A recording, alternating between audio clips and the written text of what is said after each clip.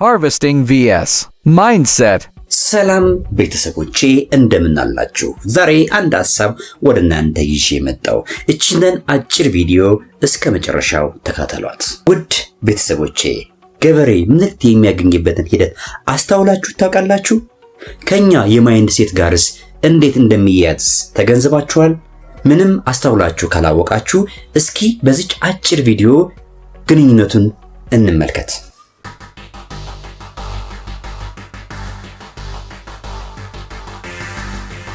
ገበሬ ጎትራውን የሚሞላውና ገበያውን ጥጋብ የሚያደርገውን ምርት የሚያመርተው በጸሎት አይደለም፣ ይልቁንም ጠንክሮ በትጋት በመስራት እንጂ። ለኔም ላንተም ለሁላችንም የሚሆነው ምርት የሚያመርተው በዚህ መልኩ ነው። እስኪ በመጀመሪያ ደረጃ የገበሬው ምርት የሚሰበስብበት ሂደት ከመጀመሪያው እስከ መጨረሻው እንመልከት። የመጀመሪያው ደረጃ አንድ ገበሬ አፈር ያዘጋጃል፣ መሬቱን ያለሰልሳል። በለሰለሰው መሬት ላይም ዘር ይዘራል። ለዚህ ዘርም የዕለት ተዕለት እንክብካቤ ያደርግለታል። ቡቃያውን ማየት ሲጀምር ደግሞ የበለጠ እንክብካቤው ይጨምራል። ከዛ እድገቱንም ይከታተላል። እድገቱ የት እንደደረሰ በደንብ ያስተውላል።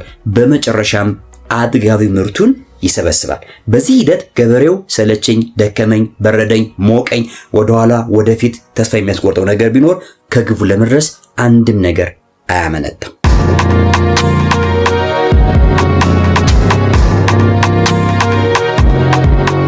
አሁን ደግሞ ወደኛ ማይንድ ሴት እንመለስ።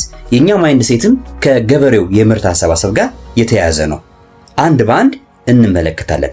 እንዴት ለሚለው ቪዲዮውን እስከ መጨረሻ ተከታተሉ፣ መልሱን ታገኙታላችሁ። በመጀመሪያ ደረጃ አንድ ገበሬ ጥሩ ምርት ለማግኘት አፈር እንደሚያዘጋጀው ሁሉ አንድ ጥሩ ማይንድ ሴት ለመገንባትም በመጀመሪያ ደረጃ አሉታዊ አስተሳሰቦችን፣ የስነልቦና ጫናዎችን፣ ተስፋ መቁረጥን፣ ትራውማን የመሳሰሉትን ነገሮች አስወግደን በጠራ የአመለካከት አቋም ላይ መሆን ይኖርብናል።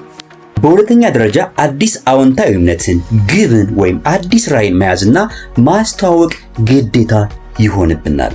እዛም ጥቃቅን ወይም አነስተኛ ወጥኑ ልጆችን መከተል፣ ራስን ማበረታታት እንዲሁም ከማህበረሰቡ ድጋፍ የምናገኝበትን ልምድ ማዳበርም ሌላኛው የጥሩ ማይንድ ሴት መንገድ ነው። እንዲሁም የመጀመሪያ ደረጃ ስኬቶችን በባህሪ በአመለካከት ላይ የሚታዩ ለውጦችን በትክክል መዝግቦ መያዝም አንደኛው የጥሩ ማይንድ ሴት ግንባታ ሂደት ነው። በሌላ በኩልም ክህሎትን ማሳደግ፣ ማንሰራራት፣ መጽናት፣ አጋጣሚ መሰናክሎችን መታገልና መቋቋም ሌላኛው የስኬት መንገድ ነው። በመጨረሻም ተጨባጭ ውጤቶችን ማየት መቻል፣ የተጀመረ ንግድን፣ የተቀየረ ልማድን፣ የተጠናቀቀ የማህበረሰብ ፕሮጀክት መመልከት መቻል ትክክለኛው የማይንድ ሴት ግንባታ ሂደት ነው። እናም ውድ ቤተሰቦቼ እንደ ኢትዮጵያ በዘር ልዩነት፣ በብልሹ አሰራር፣ በሙስና ስደትን እንደ አማራጭ ለምናይ ግለሰቦች ሐሳብን ለማንበር የምንመርጥበት ሂደት ካሉብን ችግሮች ከተነሳ ግለሰብን፣ ማህበረሰብን ብሎም ሀገር ሊቀይር የሚችልበት መንገድ ሰፊ ነው። ዛሬውኑ አመለካከታችንን መቀየር ይኖርብናል። ችግሮቻችንና ልዩነቶችን ወደ እድል የምንቀይርበት የስነልቦና መዋቅር መገንባት ግዴታ ይሆንብናል።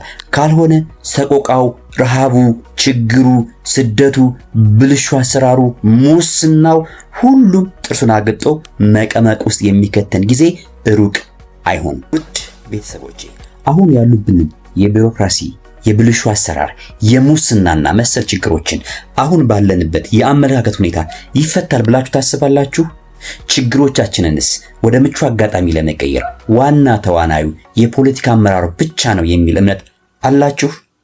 በእኔ እምነት ሀገር ዘላቂ እድገት፣ ፈርቀዳጅ የሆነ እድገት እንዲኖራት የማህበረሰቡ የጋራ እሴት፣ ባህል እና የተገነባ አመለካከት እጅግ አስፈላጊ ነው። ቻናላችንን ላይክ፣ ሼር፣ ሰብስክራይብ፣ ኮሜንት ያደረጋችሁ